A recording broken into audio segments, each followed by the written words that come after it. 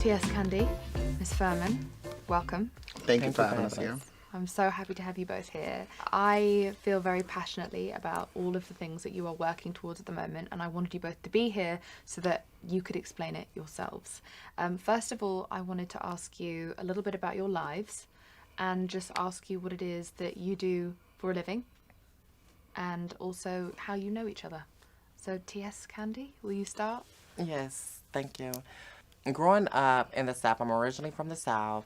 So growing up from the South, I was always feminine. I didn't know what I was.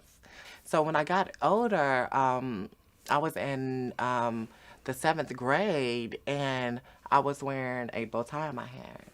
The teacher pointed it out to me. Now, I didn't know that it was wrong. I didn't know nothing about gender identity. I didn't know nothing about gender expression. I didn't know anything about identity. So when I got put out of class, that's when it became a topic in my household, which forced me onto the streets. Right. So your family were not accepting of your sexuality or your gender? No, they was not accepting because I'm in the South. I'm in a red state. I'm in a Republican state. I'm in a state where you see KKKs where you can't step on their grass or they'll shoot you. They think of it as evil and anti-God. Yeah, right, and they think that, oh, well, they bring it back to the religion, like, oh, well, God didn't make Adam and Adam, and, you know, this, whatever. So you were put out onto the street at how old? 13. You were 13 years old? Yeah, so I was thrown out into the streets at the age of 13, and you had no one to take you in? No one to take me in but the streets. So I had to sell sex. Yeah. You know, and... How old were you the first time you had to sell sex? 13. You were 13 years old. Yes. And it was an adult, I presume, who... I'm gonna be honest, I don't know how old he was. I just know that I needed to live and I needed to eat. So I went from that to, you know, going into the gay families where we have like houses and families. So it was like going to a community that actually accept me and that was transgender and that basically took me in under their wing. Yeah, this happens within this community. A lot of people don't know, but basically people will take in kids either off the street and they will be their like house mother or house father or gay or mother, gay father, like general mother, father. Some people are in the house, but... Exactly. But it's a really beautiful thing that I've really only just become exposed to in the last couple of years. And I'm really glad that you found someone. But you still had to maintain the sex work through that to still continue to survive? Yes, because that person was basically showing me prevention. Yeah. Was letting me know that like, hey, this is how you put the condom on. You know, hey, don't do the black market. So it was more of teaching me and helping me survive and understand who I was. And like, okay, girl, now if you're gonna, you know, be a transgender woman, girl, you gotta start tucking, you gotta start, you know, padding. You know, it was more of a learning experience of who I was as a person and being able to amplify and, you know, basically embrace who I was. Because I just want to cut it, because unfortunately, most of them are in the same predicament as well. So it's kind of hard to take a kid in and to try to support them. It's kind of like showing you how to survive the way I'm surviving. You know what I mean? I understand. So, I have zero judgment about any of this. I just want to understand and also help other people understand. And so, okay, so at this age, at what age were you now living with like a family? I was like 15 to 16. So started living with the family and I was working in the mall. And now I'm able to, you know, really bring in some money because when I was doing the sex work when I was younger, I wasn't making, I'm like $10, $20, you know, $30, and, you know, something like, you know, and then I was able to get, you know, just some little clothes, you know, something cute or whatever. And would you say it's generally very difficult to find regular work if you are a trans woman, in particular a black trans woman? Yes. Because people won't hire you. I used to be a supervisor at a retail clothing place. I used to be a general manager at a gas station. I even used to be a private detective in the state of Georgia. What took you back to sex work from those jobs? What took me to sex work was because it was time for me to get a raise. And my employer basically asked me to give him oral sex for $1 raise. Girl, you think I'm finna get these tonsils expanded and wet and this expand his throat for $1 raise? Now, if you was talking about a $5 raise, then maybe I would. You know? No, maybe I would. But no. I'm not gonna do that for $1 raise. So they fired me because they didn't believe me. So when I got fired, I had to go back to my survival mode tactic because now I have rent and I have car insurance. Can I ask you something? Because some people choose sex work. Would you have chosen sex work, or was sex work something that you personally were put in a position where you had to engage in it because of the fact that society has shut you out or harasses you in every single area that you step into? For myself, the reason why I have done sex work and I do sex work is due to economical reasons. So due to society shutting me out, due to society pushing me out, and society not accepting me, I need to survive. This is the shit that I feel like no one ever talks about. It's Exactly. the stuff that I never hear about, and really until I'd heard you talk to when we spoke on the phone last year was the first time I'd ever thought that, God, it's so interesting that we don't actually hear the argument of why some people get into sex work. Because I think the conversation which is important around empowering sex workers is that a lot of people choose sex work. Yeah. But some people don't. No. And it's not necessarily that they were traumatized as a child and that's why they've become a sex worker. It's not necessarily about sex, it's about survival. Right. And this is the thing that no one knows. No one knows, in particular, obviously, with black people in America and around the world, and with a black trans woman, no one's hiring. No. So what choice do you have to survive? Either conform and live a lie and live something that isn't your identity and hide everything about yourself, or just do whatever you can to survive. To survive. And you're not stealing. No. You're not hurting anyone. No. You're just Utilizing You're my using God's your given body. skills. Yes. to eat Yeah, and to keep a roof absolutely. over your head. Then we're in a situation where you have young people who are often forced into a situation in which they have to take on sex work to survive. Then those people get arrested because it is a criminal act, or they are not supposed to be not soliciting sex, sorry. So then those Right. people can end up in the criminal justice system.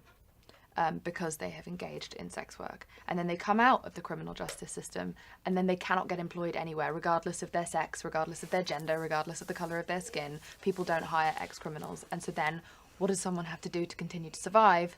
Of course, go back into sex work. Right.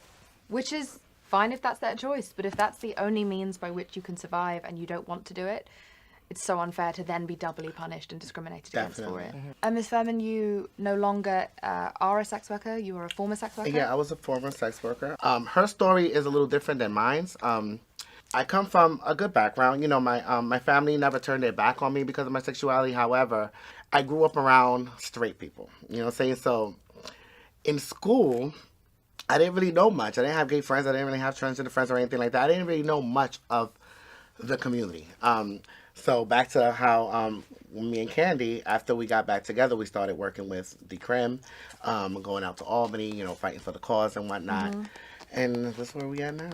So were you also financially in a situation, did you choose sex work? Or Well, okay, so work wasn't never hard to get really, but I always got conflicted when it had to do with paperwork. Once I have to give in my IDs and Social Security and all that other stuff, now it's kind of like, are you, you know, because now it seems like you're my afraid name of and it's your- not matching what's on the ID. Right. So that's when the problems always came. And the first job that I ever was successful in getting as a transgender female at a young age, I was, I think I was 19 at the time, was at this place in White Plains, New York. It was Central Parking. So I got hired. Ironically, the person was really respectful towards, you know, my issue, because my issues was, okay, once I was hired, it was kind of like, all right, everybody sees me as a girl. I'm dressing up like a girl. I'm coming to work as a girl. So I made her put a C next to my name so it could read Candii instead of Andy. I don't know how it got out or whatever, but I remember one time I came to pick up my check and the C was crossed out. So when I go to speak to the person who hired me, the person was no longer there. I guess with her no longer being there and probably the new person, you know, I guess he purposely did that, you know, and to out me out or whatever the case is. So because of shame, guilt, I had to leave there. You know, So you found so once I left there, I moved to the city. I tried to get jobs there and whatnot, and you know it would be hard because, like I said, once you got to show your paperwork, you face your M, and then they're looking at you and you want, you know what I'm saying? So it's kind of like, you know, unfortunately, it's effed up that we can't really prove that. Oh, that's the reason why you didn't hire me. But I know that's the reason why you didn't hire me because if I got all the credentials and we're having a good vibe, and then the minute that we're doing paperwork, now it's a different story. Obviously, the problem is that I'm a male, and you have a problem with that. So that became an issue to me. And yeah, I was on welfare and whatnot, and getting, you know, little bull crap food stamps that the government try to help you with, and that wasn't enough. That wasn't enough to survive and live. So I had to go into street work, and I started doing that pretty much at the age of 21 when I moved to the city to survive. and so you guys are now working with Decrim, but Decrim is like an umbrella of kind of protecting sex workers when it comes to legislation. What in particular are you guys working on at the moment? Well, at the moment, we're working on the Walking While Trans Ban, which is basically... Walking while being us. And the law is Penal Code 240.37, which is slaughtering for the purpose of prostitution. For people who don't understand, this is kind of similar to the stop and frisk, right? This is, Very similar for the transgender community, because at the end of the day, just by walking down the street in a halter top or whatever, you could get stopped and frisked because they're thinking that you're prostituting. And God forbid that you have maybe 2 or 3 condoms in your purse for protection. Immediately, you have a condom on you, whatever, you're going to jail for prostitution.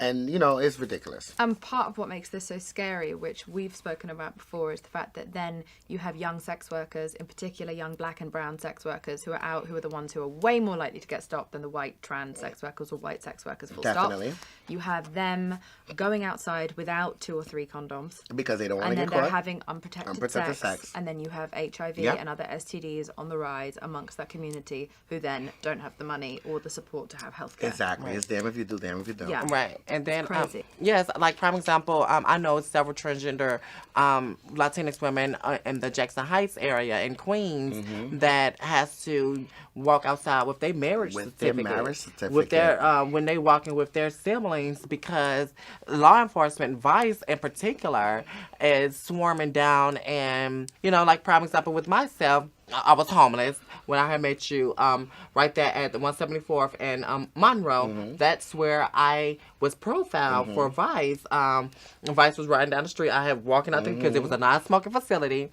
and I had to come outside and smoke. And so when I approached the vehicle, he was like, "Okay, well, we'll give you $1,500 for you to be an informant, for you to be, for you to tell us where drug dealers and sex workers are."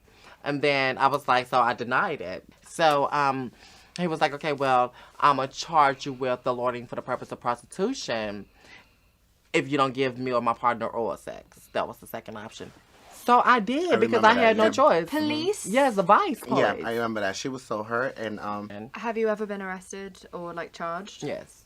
And so then did you have to go into the prison system? Yes. How long were you there Well, for? I went through the booking system. So what I did was, and I fought it because I wasn't doing prostitution. Yeah. And so what I did was, they took me down. I got fingerprinted, and I had to go before the judge. But at this time, I didn't even know what I was getting what I was getting charged for, or whatever. Like until I got to the court, and then when they said, "Oh, well, you was prostituting," and I'm like, "What?"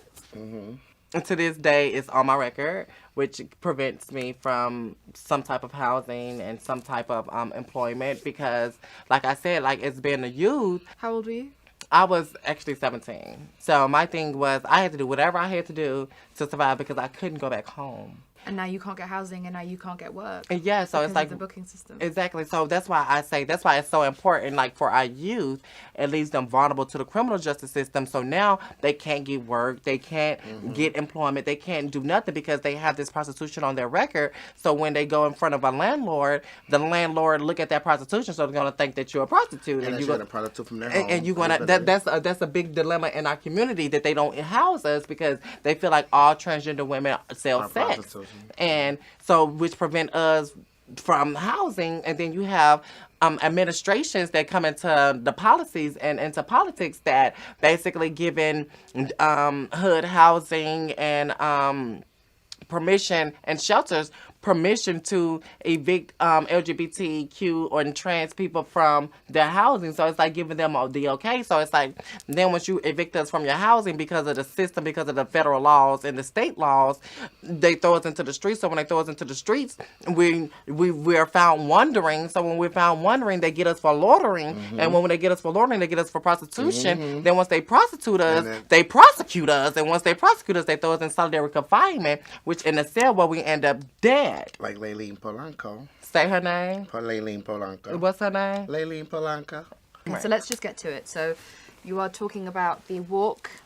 Walking while trans ban, which is the loitering for the purpose of prostitution. That's the stop and frisk.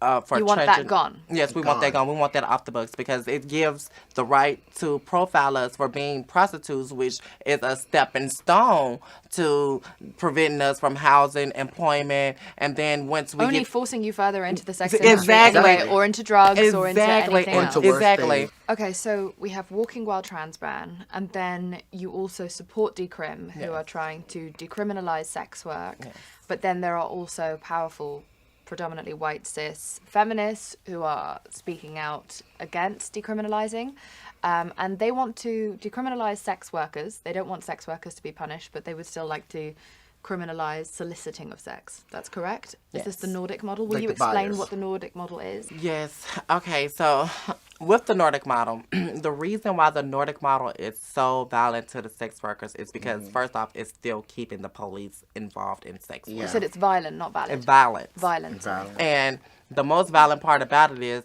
in order to get the buyer, you have to profile and harass the seller. Exactly. So my thing is like officers will have to sit there and watch me and observe me as a seller to figure out who is the buyer. And then the crazy part about it is the way that they identify the buyer is the black and brown. When it's like, no, I get my coin from white men. Like I get coins, 300s, 400s.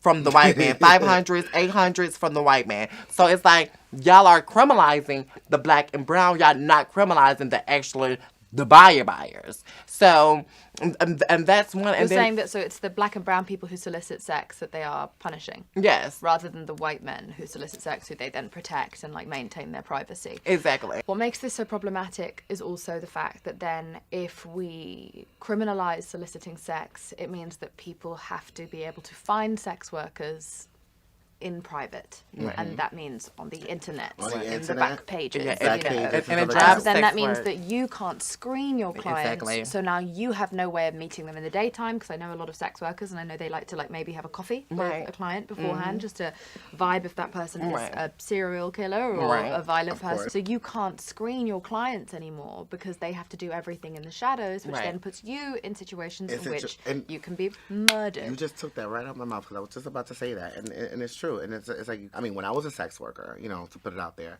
I never walked the streets. I worked from my home, of course, and I tried to do it as safe as possible. You know, like you said, you know, I will screen you. You know, you don't have to walk the streets late at night and just meet some random guy because you need $50 and hey, you couldn't do it all day, leave, you know what I'm saying? So, and then just to put it out there, like the Nordic model, it basically gives landlords the right to discriminate. To discriminate and to profile. And so the Nordic model is trying to make it difficult for sex workers to get housing in order to be able to curtail the ways in which you could actually do your job. I don't know if that's what they're doing purposely, but you know, that is the outcome. No, because they're trying to prevent sex work from happening, so they're just trying to close off areas in which that could happen, and often sex workers and then do that's their just work from creating home. more trouble. yeah, because Nordic model, when it went into effect, law enforcement told the landlords that they was going to revoke their license if they don't evict the migrants and the sex workers out there housing because up under the Nordic model, landlords is a protection. It's considered a protection. So landlords can be charged with felonies for protecting. That's just like right now. If the Nordic model was to go into effect, everybody in here right now is protecting us or whatever like that in the state eyes, and everybody in here will be charged in the state eyes. Another example would be, let's say, if you live with me. right? Let's say you live You in going my to jail. house, You I would go to jail. You would lose your because house. I'm You lose your housing house and you felony. They would presume Yes. you are performing sex work in and And you're you're protecting. protecting Yes, us. and you're going to felony. I mean, and hey, you're charged. Absolutely. you'll be lucky if that's all you do is lose your apartment, because technically you'll be getting arrested for Going into the being prison a system. pimp. Yeah. No, we're first off, if you are charged with prostitution on your record, you're not protected up under the rape shield law in the state of New Yes. York. You can't go after the person who's raped you No. because you are not protected by the law. Exactly, they make it hard for you. And if you look at it, it's nothing but the white cis people that's basically pushing that model. And the way that they push that model is by their fame and by money. And they know that for our community, we don't have money. The only thing that we have is people power. Exactly. And so it's like that we try to utilize our people power, and then it's like, okay, well, y'all are black, y'all are marginalized, y'all are sex workers. Ain't nobody even going to give y'all an opportunity to be able to give up, to educate us, to platform even, to you know, educate. that's why I appreciate you so Yes, much for that's reaching what out to I us really and do. giving us this platform to be able to reach out to the community and let the community know that, you know, we are transgender women. All of us are not sex workers. All of us, we come from different backgrounds, and we all are human. And my thing is, if just because we dress a certain type of way, or we first off, let me tell you the reason why I dress the way that I dress. Baby, the reason why I dress the way that I dress is because, honey, it took me forever to look like this. Okay? And you think that, honey, and I didn't do nothing wrong. I didn't do nothing but embrace what God gave me. Also look great. I enhanced, honey, everything that he gave me, honey. I had some titties already, so I just enhanced it, made it bigger. I had hips and ass, so I just enhanced it and made it bigger. I didn't do nothing wrong, but embrace my body and live who I am. So what I'm getting from what you're saying is not all, obviously, not all trans people are sex workers. No. Not all black and brown trans people are sex workers. But on top of that, even if they are, they don't deserve to be denied the right to Definitely live not. safely and to be able to eat and pay bills. Yeah, and Definitely not. If That's everybody not a was lot on to ask for. board- You're not hurting anyone. No. You are not causing the market. The market exists. It's the oldest trade in the world. The market will always exist. It'll never go away. There will never not be an appetite for sex on Exactly. demand. I mean, if And so everyone there's no was... point just punishing you. And would you say specifically, would you say specifically that you find that it is, as with every fucking other part of the world, that it is black and brown people who are working within the sex industry, or who are black and brown and trans, who are discriminated against more than white people Definitely. of the same variation? Definitely. So the Nordic model has not yet been implemented. no. No. How do people like me and people who are out here who are watching this interview, how do we support you? Giving us this platform right here. Giving us a platform to speak and educate, of course. Streaming us, of course, you know, whatever, if you share it on your page. And But how all do we have to help you work- politically, right? How do we, like, do you have petitions? Do you have ways that we can support you? This is Yeah, the but- best use of my platform, is to find out how I can make Right. sure lots of people who are with me Right. support your cause. Well, right now, what we're in the process of doing, we don't have any petitions, but that's something that I can bring back to the table for us to start a petition and to sign a petition. Yeah, It'd be I think great that's something if y'all that could we like should at least like strong arm it, and then we can amplify it. And what is the petition specifically for? The decriminalization of sex work? Decriminalization of- And it's not just for the sex workers, it's also for those who solicit. Yes, those who solicit and those who are loitering. Okay, so finally I want to talk about the 3Ds. Okay. So decriminalize, decarcerate, destigmatize. These are the three things that you are looking to do with your Destigmatize. work, right? So you want to destigmatize it, and things like this, I guess, and all the Right. work that you're doing, going out and educating people about the fact that sex workers are nothing to fear. Decarcerate, you would like to... To basically repeal the laws, which is basically take everybody that's been criminalized for the luring for the purpose of prostitution to be able to expunge their records so that they can be able to have employment, that to out. be able so that they can be able to get housing, and be able to live. So that's how we're going to deconcentrate by keeping individuals from going into the criminal justice system, into the jails by being charged with prostitution. And having that check Completely on your fair. record. Yeah. And decriminalization, Which is simply removing the criminal laws wrapped around sex work. I'm glad that you're using this for education purposes. I feel like that's where it all starts, with school and education and stuff like that. When I was in school, while everyone was learning their ABCs and who sailed across what ocean to claim what land, I was worried about who's going to find out I'm a transgender. I was worried about who's going to gay bash me, or if I was even going to make it home and whatnot. So destigmatizing everything, in general, we are human beings. You get what I mean? But I just want you to know that I'm so appreciative of you both coming here, for both being so honest and open. It's incredibly brave to talk about these things and to talk about your life stories and what it is that you've done to survive. And I applaud your work. I totally see where you're coming from, and I will do everything I can to try to explain to other feminists amongst my circles why this is important and what is problematic with the Nordic model. Thank you for educating me and for everyone who's watching this. TS Candii, Fermin, thank you so much.